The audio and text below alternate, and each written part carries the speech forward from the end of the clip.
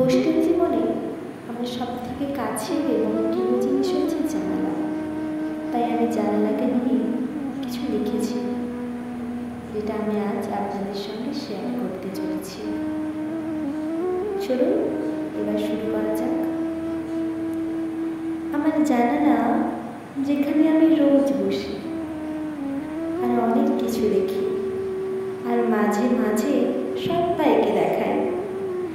আমার জানালাটা বেশ ভালো লাগে, যেখান থেকে দেখা যায় কত বড় বড় গাছ, কত পাখি, কত মানুষ, আর ইট পাথরে মোড়া রান্নাঘর।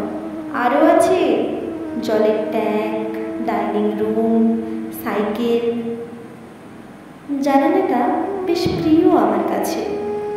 যখন মন খারাপ হয় তখন আমি দু চোখ ভরে কেবল জানালার দিকে চেয়ে থাকি।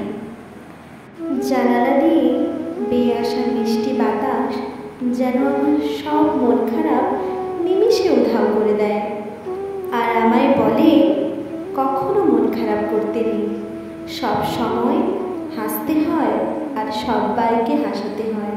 কেমন?